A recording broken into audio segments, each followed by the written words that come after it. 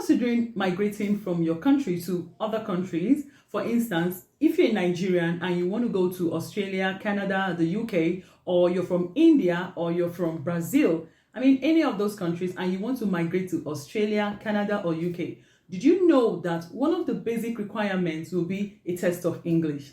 Hi guys, welcome back to my YouTube channel. My name is Juliet. I'm a Pearson Test of English tutor.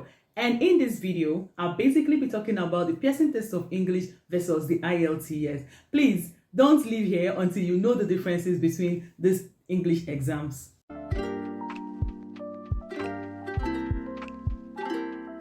Now, the Pearson Test of English, which is short for PTE, and the International English Language Testing System are not the only English exams available for countries or for schools. It's just that I want to talk about these two exams because I have written them and I'm very sure how they work. Okay, so there are other tests like the TOEFL, IBT, the CELPIP, and other exams out there that people write. But basically, I'll just focus on the Pearson Test of English and the IELTS. So first of all, they are English exams. Both of them are English exams required for people that come from non-English speaking countries or people that don't speak English as their first language. They need to write this exam because it assesses their speaking, writing, reading, and listening abilities. They need to write and pass this exam with a certain score before they can come into those other countries that speak English majorly. The similarity between these two English exams is that they are both expensive because I've had test takers complain about how expensive they are. For example, here in Australia, those exams cost over 300 Australian dollars. And guess what? Sometimes students do not pass this exam on their first sitting. So that means they will have to spend several hundreds of dollars for them to write this exam. Another similarity between these two exams is their companies, the owners of these exams, give free practice materials on their websites where people can also practice for this exam. These are the similarities between these exams. The first difference is in duration. PTE lasts for only 2 hours. Yeah, I mean, for the whole 24 hours you have in a day, you just can spend 2 hours writing the PTE. Meanwhile, for the IELTS, you have more than 2 hours to write because you have to first of all do the speaking module. Then the next day you come back and try out the other 3 modules. So the PTE saves you time as in when you compare their differences. Now the next one I'm going to talk about is that most tasks in the Pearson Test of English are integrated. That simply means that there are some tasks in your speaking module, which is the first module of the exam, that can help you get high scores across the reading module and the listening module. But the IELTS do not have this opportunity. That simply means that if you're speaking in the IELTS, you're just speaking, it's not adding scores to the other modules. Another thing is that the PTE is fully computer-based. That means you'll be talking to a computer from the beginning of the exam to the end of the exam. That also means that your typing skills would have to be top-notch. But for the IELTS, you have to talk to an examiner on the speaking day, and then you have to write out or scribble out on your book or on your booklet for the other modules. I hope this makes sense to you. General acceptance. The IELTS is generally accepted more than the Pearson Test of English. This means that many countries that are doing migration or many schools would prefer you give them the IELTS result than the Pearson Test of English.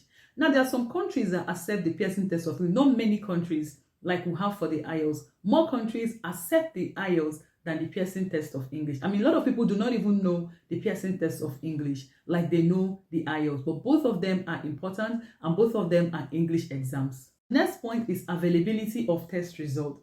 The PTE will come out in 1 to 48 hours, or basically 1 to 5 days, but the IELTS takes 2 weeks to come out. That's a lot of time. I mean, I have a student currently that told me that he decided to write the PTE because the people told him it's going to come out in few days, which is exactly true.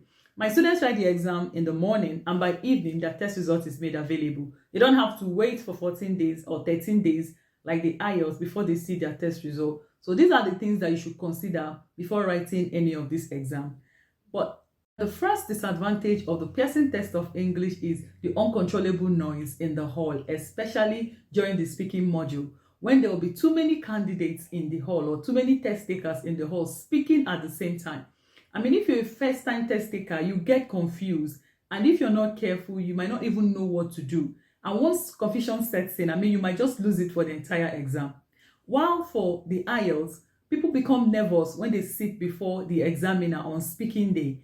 and they find it very difficult to talk. So these are the disadvantages of these two exams. I'm going to go ahead and talk about other disadvantages. Now, if you're not a fast typer, or if you do not type very fast on your computer, then you don't have to consider the PTE. You should consider the IELTS, because the IELTS is a paper-based exam majorly. But for the PTE, in the PTE writing especially, you're going to be asked to write an essay, and you're going to be asked to summarize some tests. So if you're not very good at typing, then you have to consider either improving your typing skills, or you go ahead and do the IELTS exam.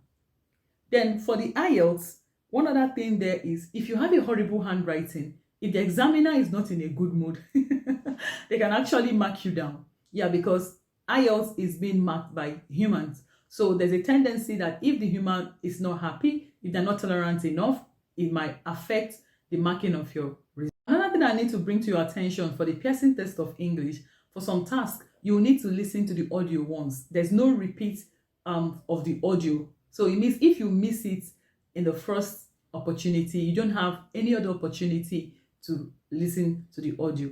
While for the IELTS, you can just write and write. Though for the listening part of the IELTS, you also miss out, but somehow you can catch up. But for the PTE, once you miss out, that's it for it. So these are the things you need to consider very well before you write these exams. Now, I have written these two exams, and I have found out that the PTE is easier to go by, or easier to go with, compared to the IELTS. The IELTS have too many things to consider before you write it. I hope this is going to help you out there as you choose, or as you make up your mind on the English test you're going to be writing. To the end of this video, I hope I'm able to explain to you what the Pearson test of English is and what the IELTS is, and I've also told you some good things, or some important things you need to consider before you write any of this exam. Remember to hit the subscribe button if you have not subscribed. Hey, before I forget, now a lot of people have been watching my videos and they have not subscribed. Please subscribe to my channel. If you've been watching my videos, I've been giving you good content to help you pass your exams. I mean, I've been getting several of those messages.